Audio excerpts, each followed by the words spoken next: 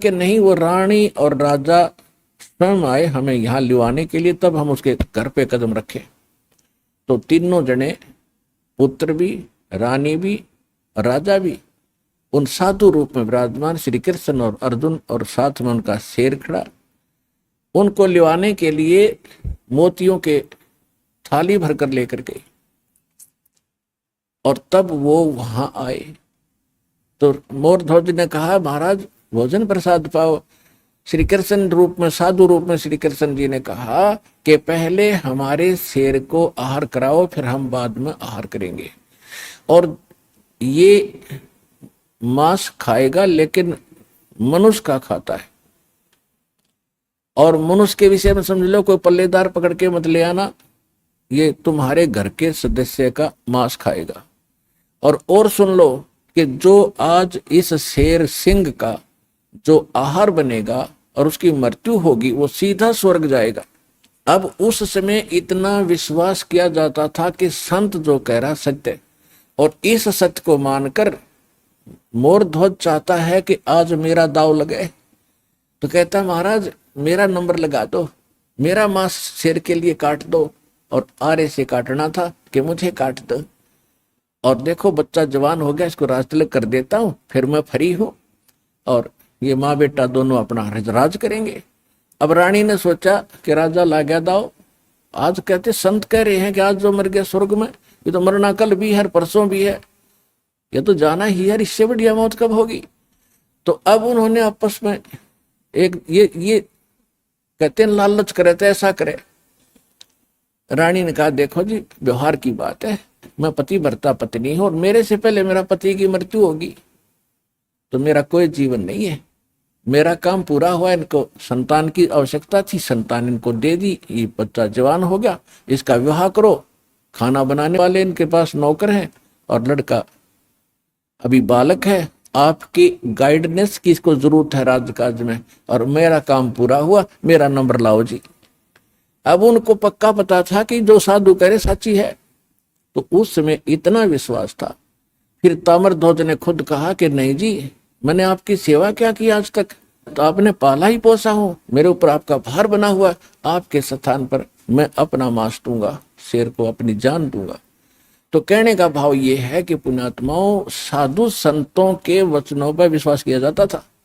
इसी आधार से परमात्मा ने जो मंदोदरी को कहा था कि तुम्हारे शंकर से ऊपर एक और परम शक्ति है, ये तो नाशवान है, इनके द्वारा दिया गया जो सुख है अक्षीणिक है, ये आपके प्रारब्ध के कर्म को नहीं काट सकते। मंदोदरी ने सारी सच्ची मानी, क्योंकि साधु कह रहे थे, दूसरी बात नहीं, फिर बातें खत्म होगी। ये तो बात कोई बताने वाला मिलता ही नहीं था उस समय, तो ये सारे नकली थे, उनकी बातों को हम ऐसे ही दृढ़ता से मानते रहे। अब मंदोदरी ने फिर वो लंकापति रावण को सुनाना चाहा।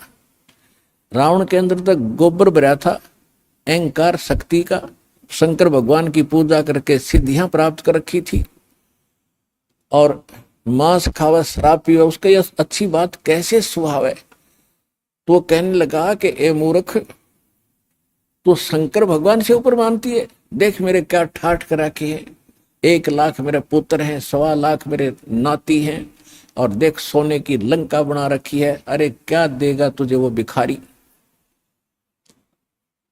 मंदोदरी ने बहुत कोशिश की, पर बुद्धि भ्रष्ट के बाद पल्ला पड़ी नहीं।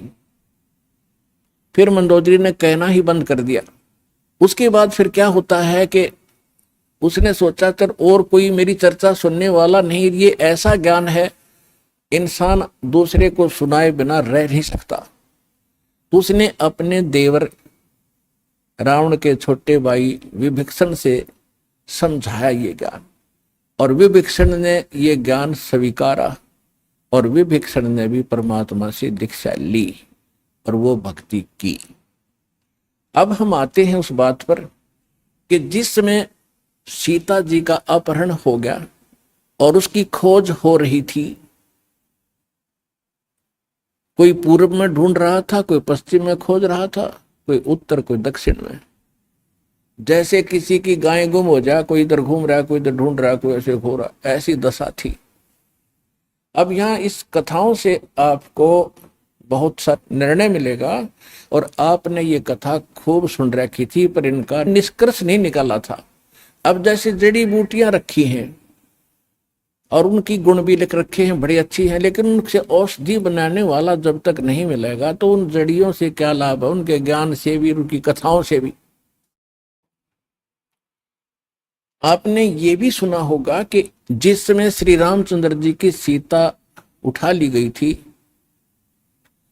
और वो पेड़ पौधों से भी लिपट लिपट कर पूछ रहे थे, डकरा रहे थे, रो रहे थे, पशुओं से भी गले से मिलकर पूछ रहे थे, आपने मेरी सीता देखी। आकाश से कहते हैं भगवान शंकर और पार्वती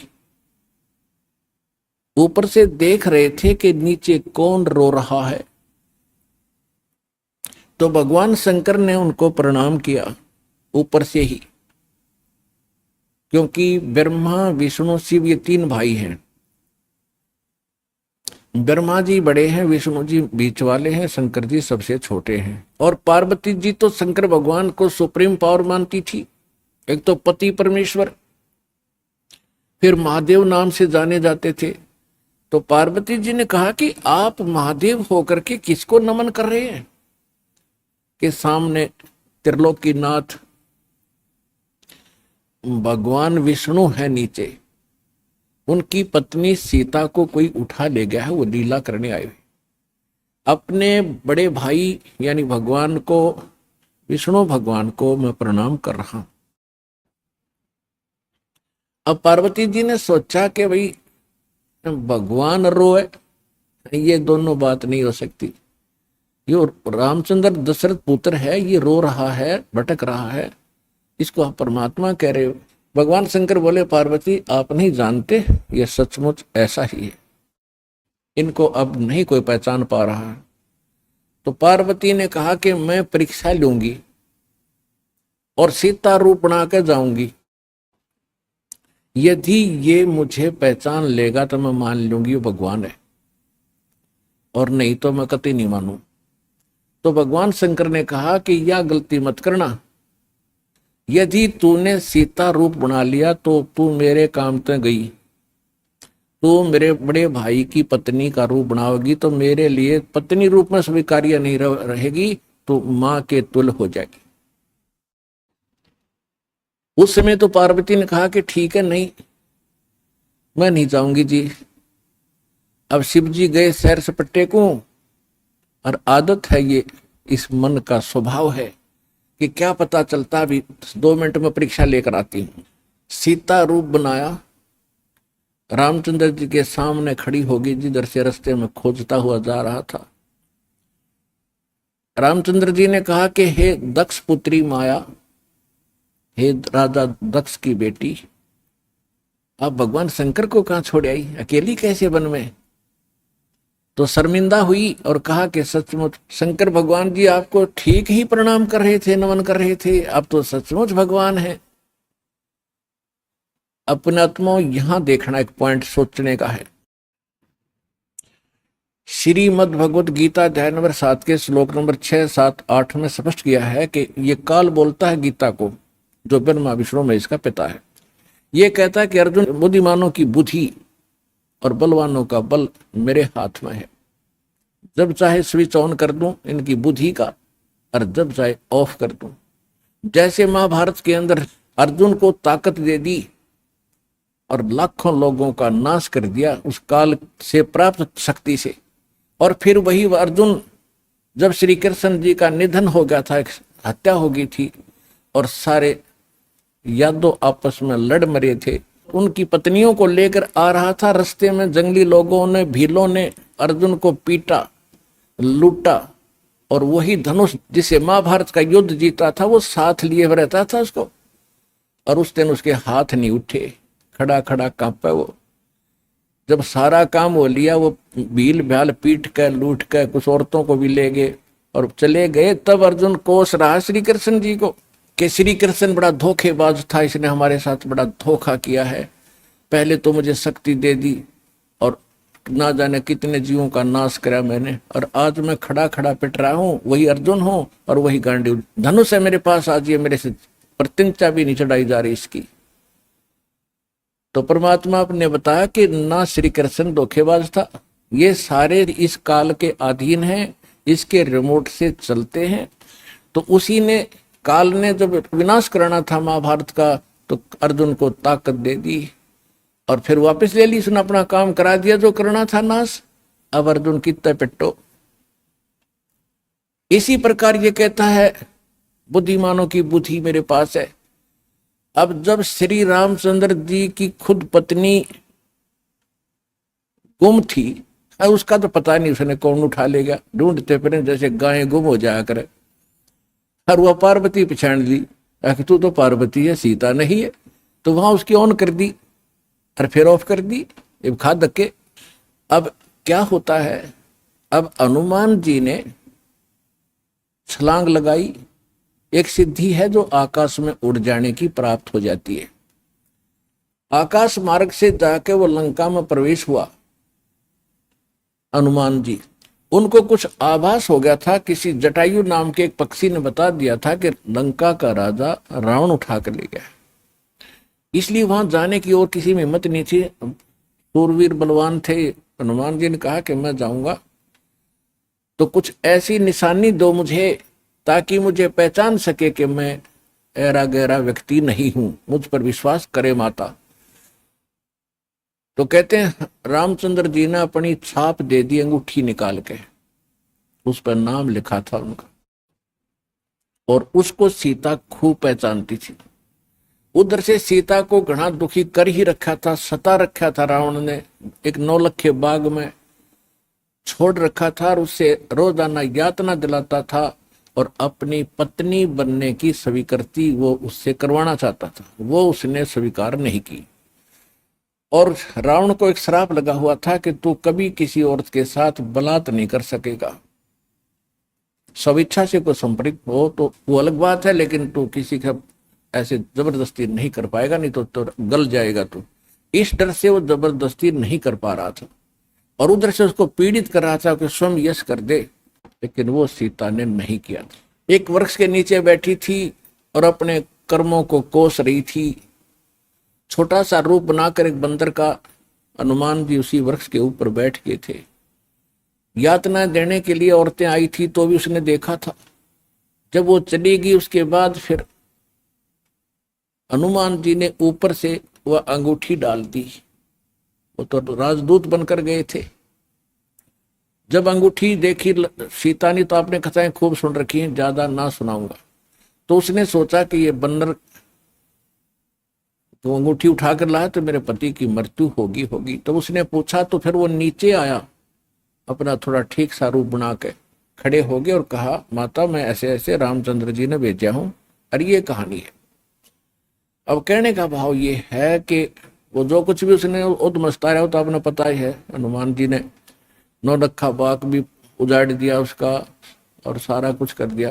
क्योंकि आज कथा का विषय कुछ अन्य है, इसलिए यहाँ लंबा प्रकरण नहीं करूंगा। तो उसमें हनुमान जी ने कहा कि माता मुझे भूख लगी है। तो उसने कहा, इस बाग के किसी वृक्ष के फल को तोड़ के मत खाना भाई, नहीं तो मेरी पिटाई होगी।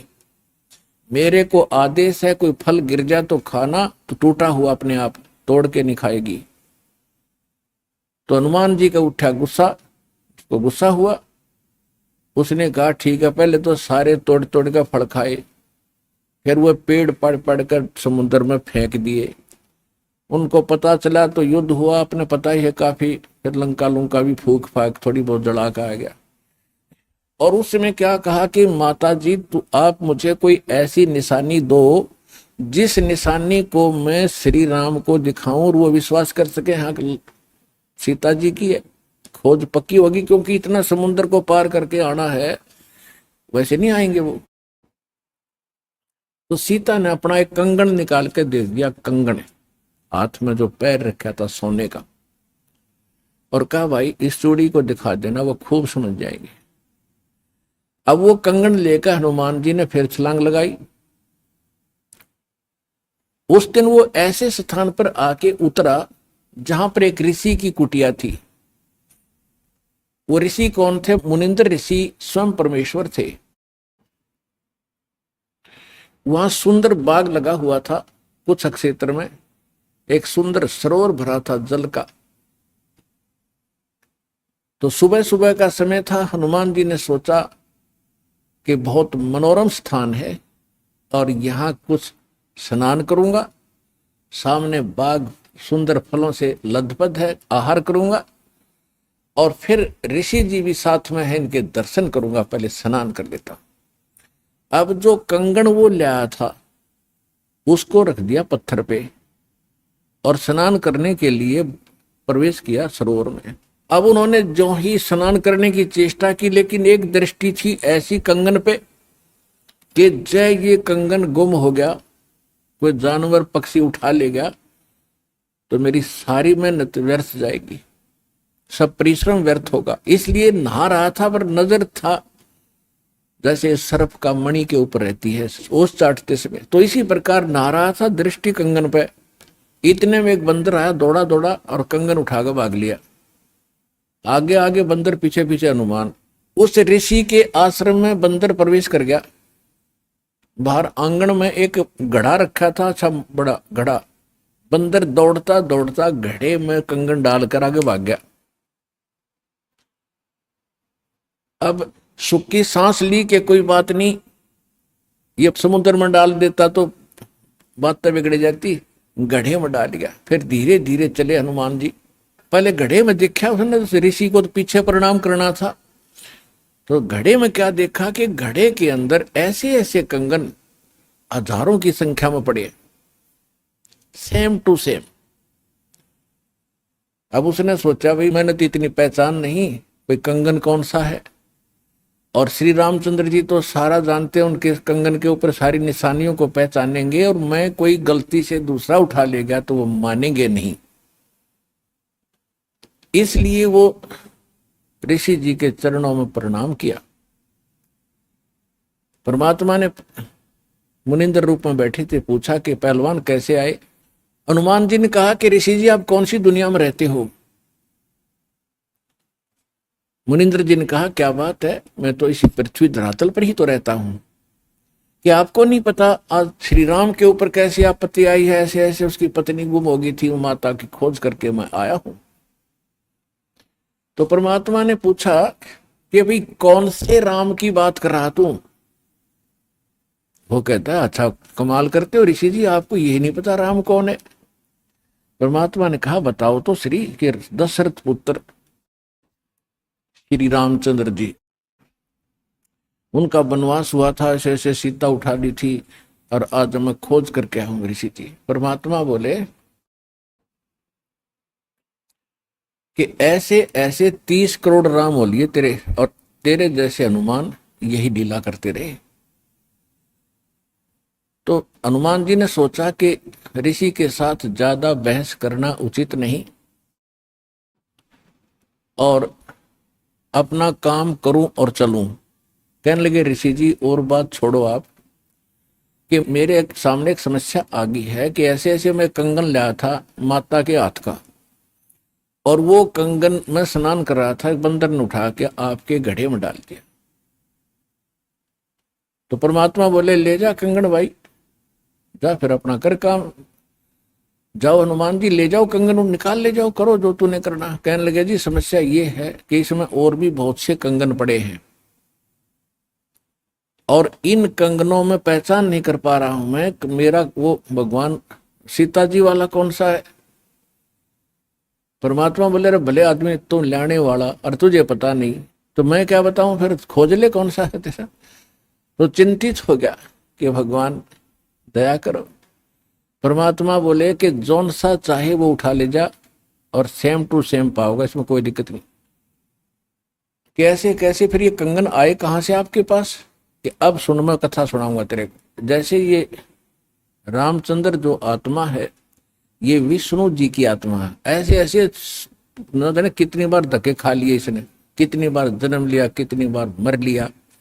तो प्रत्येक त्रेता युग में ये ऐसा ही होता है, और मैं यहीं बैठा हूं जब का, मेरी तो बहुत युगों की आयु है, मैं यहां बैठा हूं। पहले इन बातों पर किसी को अविश्वास नहीं होता था। तो हनुमान जी से बताया कि तेरे जैसी आत्मा हनुमान ना जाने कितने बन करा लिए और कितने ये ऐसे कंगन ले लेकर आए हैं, इसी प्रकार वो बंदर उठा के इसमें डालता रहा है। तो हनुमान जी ने पूछा कि हे ऋषिवर, मान लिया आपकी बात, जो कंगन लेकर हनुमान आता होगा तो वो कंगन तो लेकर भी जाता होगा, कहाँ लेकर जाता है, इस घड़े में मेरी आशीर्वाद से ऐसी पावर है कि डुप्लीकेट कॉपी तुरंत बना देता, एज इट इज, एक के दो कर देता है। और नहीं विश्वास है तो ले ये कटोरा उठा के कोई दिया, ले इसमें डाल के देख ले। हनुमान जी ने कटोरी उठा कर उसमें डाली, तुरंत दो होगी एक जैसी। अब वो दोनों को देख रहा कि सचमुच ठीक है। तब हनुमान जी को कुछ विश्वास हुआ कि संत नहीं, ये कोई और ही महापुरुष हैं, बड़े सिद्धि युक्त हैं और सारी कथा को सही जानने वाले हैं। लेकिन कहा महाराज मैं आपकी बात से सहमत हूं, होगा कोई और भगवान, पर अब मुझे समय नहीं आपकी सारी बात सुनने का, क्योंकि मैं परमार्थ के काम में लगा हूं। परमात्मा बोले भाई ठीक है, ले जाए, कोई कंगन निकाल ले जाए बेटा, सारे एक जैसे मिलेंगे। वो उठाकर ले गए कंगन को, लेकिन हनुमान जी को फिर भी विश्वास नहीं हो रहा था। जब श्री रामचंद्र जी को दिखा दिया और रामचंद्र जी ने ओके कर दिया, जब हनुमान जी को संतोष हुआ कि 3100 की 100 सच बात हो, वो उधर से वो ऋषि की घटना भी नहीं भूल पा रहा था, उधर से फिर युद्ध भी शुरू होना था। कहने का भाव ये है, बात फाइनल होगी कि सीता वहां है, सारे लक्षण बता दिए, और वो कंगन को देखकर रामचंद्र जी को विश्वास हुआ। अब समस्या आई कि उसके ऊपर पुल बनाएंगे समुद्र पर। वो कथा आपको सुना दी कि 3 दिन तक स्वयं रामचंद्र जी घुटनों पानी में खड़ा होकर के याचना करता रहा। तीसरे दिन जब उसने कहा लक्ष्मण से कि बड़ा अग्नि बांध दे, ये लातों के भूत बातों से नहीं मानते, इसको फूंकता हूं। 3 दिन हाथ जोड़ता रहा कि हे सागर राज मुझे रास्ता दे दो, ये मान नहीं रहा। तब विप्र रूप धारण करके समुद्र आया, उसने कहा कि भगवान ऐसा ना करो, इसमें ना जाने कितने जीव जंतु हैं, सब नष्ट हो जाएंगे, आपको पाप लगेगा, और ये जल सारा समाप्त हो गया तो ये गड्ढा बन जाएगा 1000 किलोमीटर गहरा, आप फिर भी नहीं जा सकते। कि हे रामचंद्र जी ऐसा काम करो, सर्प भी मर जाए लाठी ना टूटे। तो वो कारण जानना चाहा तो समुद्र ने बताया कि आपकी सेना में ये नल नील नाम के 2 ऐसे भक्त हैं जिनको इनके गुरुदेव का आशीर्वाद है कि इनके हाथों से पत्थर भी तैर जाते मेरे ऊपर, और कोई चीज यहाँ पर फ्लोट नहीं कर सकेगी। अपने आत्मा यहाँ मान बढ़ाई खत्म करती है, और जितने भी वहां आसपास ऋषि महर्षि भगत लोग थे, वो विष्णु पुजारी होते ही थे उस टाइम। तो सब ने पता चला कि विष्णु के अवतार श्री राम आए हैं, श्री राम की पत्नी उठा ली गई है, पता चल गया है वो रावण के यहाँ है, उसके ऊपर चढ़ाई करेंगे, लड़ाई करेंगे। वो मान नहीं रहा, तो नल और नील ये भगत सारे पहुंच गए सेना में, क्योंकि भगत तो हेल्प करें, दुखी ऐसा है कि, तो वो भी सेना में खड़ा पाया आगे दोनों। तो उनको बुलाया गया, रामचंद्र जी ने कहा भी नल नील कौन है वो आगे आए। अब पुण्यात्माओं यहाँ मार खाता है इंसान, और परमात्मा इस प्रकार की जो हम गलतियां करते हैं, अपना भक्ति नाश करते हैं, उसके लिए सतर्क करते हैं। यहां पर क्या किया, नल और नील के मन में अभिमान आ गया, अहंकार आ गया कि आज हनुमान भी फेल, रामचंद्र भी फेल, क्योंकि पत्थर नहीं तैरे, समुद्र पुल नहीं बन रहा, हमारे पास ऐसी शक्ति है कि पत्थर रखेंगे तैर जाएंगे, आज हमारी वाह वाह हो जाएगी। अंगद भी फेल, सुग्रीव भी फेल, जामवान भी फेल, ये फेल का चक्कर मारा जीव ने। तो उस दिन वो आए ना, मालिक याद किया, रामचंद्र जी ने पूछा कि तुम्हारे पास कोई ऐसी शक्ति है पत्थर तैर जाते? कहाँ जी है, कि ट्राई करके दिखाओ। उठाया पत्थर रखा, क्यों अभिमान था कि कर देंगे काम, वो डूब गया। दूसरा फिर रखा वो भी डूब गया, तीसरा फिर रखा वो भी डूब गया। अब रामचंद्र जी समुद्र की तरफ देख रहे हैं, विपर रूप में खड़े थे, ब्राह्मण रूप में, और ये कहना चाह रहे हो कि तू झूठ बोलता था, इनके पास कोई पावर नहीं। तभी समुद्र ने कहा, विपर रूप में खड़े समुद्र ने, क्योंकि ये देवता होते हैं, ये जल जो है ये देवता नहीं है, जल का कंट्रोलर एक देवता है, उसको वरुण कहते हैं। वो आकर खड़ा हो गया, तो वो कह रहा था कि हे नल नील, आज आपने गलती की भाई, आज तुमने अपना गुरु तो याद किया ही नहीं, तुमने तो नाश कर दिया बात का, करो याद उस मालिक को। तब उनको भी याद आया कि हाँ बोल गलती बन गई आज तक। तो यहाँ परमात्मा बताते हैं, जैसे माता गर्भ को रख यत्न बनाए, ठेस लग तो छन होवे तेरी, ऐसे भक्ति नसावे। जैसे किसी बहन बेटी को गर्भ रहा हो तो उसकी कितनी केयर टेक करती है वह, उस लाल को सफल करने के लिए कि मेरा गर्भ पूरा हो और बच्चे का मुंह देखूं मैं। तो वो कैसे चिंतित रहती है, चलते समय भी कहीं ऊंचे नीचे पर पैर ना रखा जा, भगवान मेरा बालक गर्भ खराब ना हो जा। रात को सोती है, करवट लेती है, तब भी एकदम उठ के उधड़क जाती है, कहीं बच्चे पर दाब ना आ गई हो, मेरा गर्भ ना खराब हो जाए। तो कहते हैं जैसे माता गर्भ को और रखे यतन बनाए, और ठेस लगे तो छन हो जाता है, तेरी ऐसे भक्ति नसावे। तो इस भक्ति रूपी गर्भ जो आज आपकी आत्मा में परमात्मा के सच्चे शब्द से पल रहा है, इसको इतना संयम से, इतना देखभाल से, यानी सावधानी से इसको परिपक्व करना पड़ेगा। जैसे माता गर्भ को रख है यतन बना, और ठेस लगे तो छन हो, तेरी ऐसे भक्ति नसावे। तो छोटी मोटी हम गलती कर देते हैं लापरवाही में, क्योंकि हमने इस लाल की कीमत का नहीं पता, जो आज हमारी आत्मा में सत भक्ति रूपी जो मालिक का मंत्र से गर्भ रह रहा है, यानी आत्मा प्रफुल्लित हो रही है, जो भक्ति रूपी जो लाल हमारे अंदर बन रहा है, इसको ऐसे संभाल के रखना है, ना अभिमान करना है, कोई मर्यादा भंग नहीं करनी है, नहीं तो फिर नुकसान हो जाएगा, आपकी भक्ति नष्ट हो जाएगी। अब उन्होंने परमात्मा को याद किया, रे नल नील यतन करे हार, तब सतगुरु से करी पुकार। रे नल नील यतन करे हार, तब सतगुरु से करी पुकार।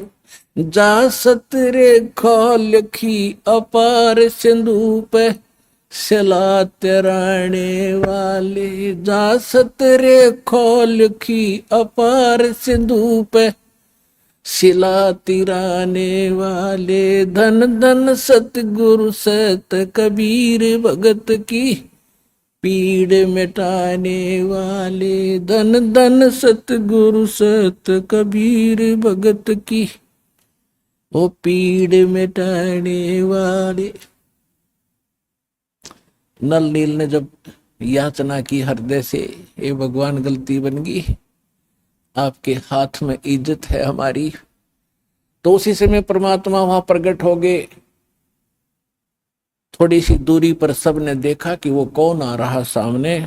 नल नील ने भी देखा, ये तो मेरे गुरुजी आगे हमारी पुकार सुन ली इन्होंने। जब मुनिंदर जी निकट आए, सभी ने दंडवत प्रणाम किया, श्री राम ने, हनुमान ने, सब ने।